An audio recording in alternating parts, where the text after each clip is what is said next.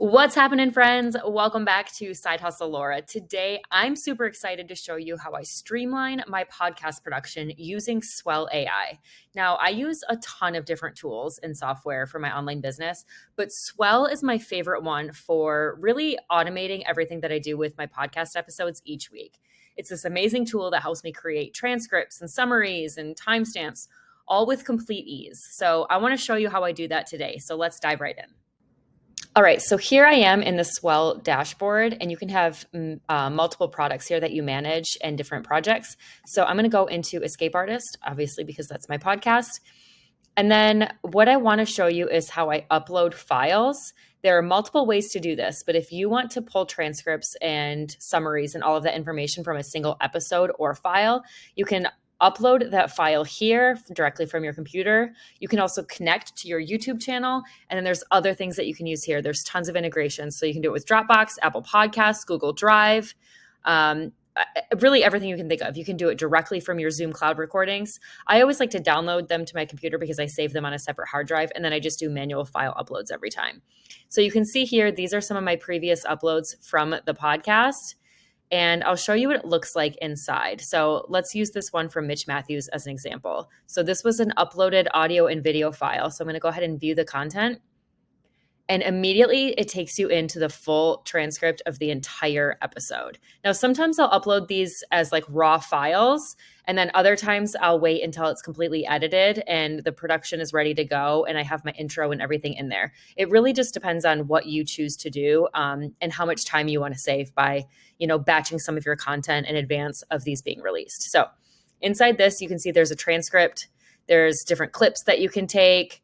And then I always like to go into Ultimate Show Notes here. This has everything you need for a basic podcast episode release, which is titles, a synopsis or a summary for your podcast episode, your timestamps. It pulls out direct quotes from the episode, which is also amazing, along with the timestamp of where you can find it, and then keywords. And then since that didn't pull the timestamps in the Ultimate Show Notes, which I've never had an issue with that before, for some reason it's not generating, you can also just go over in your left-hand sidebar here and click on timestamps. And this will have a ton of different ones for you. I always like to shorten them a little bit. I like to not have usually more than like 10 to 12 timestamps in a single episode.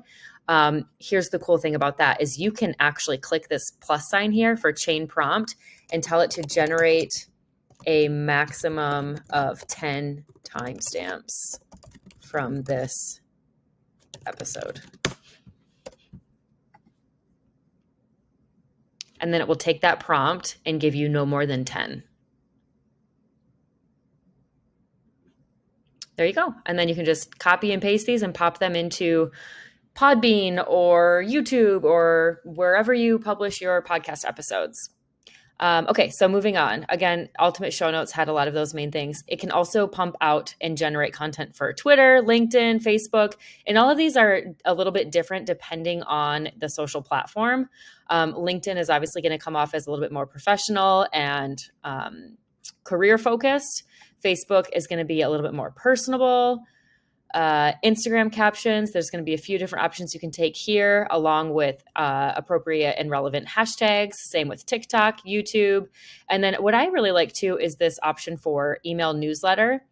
You can take some of this content and, plug it into a newsletter template that you already have in your email marketing software. Or you can just send it out like this. It's a little bit more like direct response and very simple. But if you want to add, graphics and additional links and things like that, you can do it as well. So I always think this is really cool. And you obviously want to check your spelling and grammar in these as well, because sometimes it will make mistakes. It says Flora Demetrius, which is not my name. And the last name spelling is incorrect, but a little entertaining no less. It also generates different titles that you can use.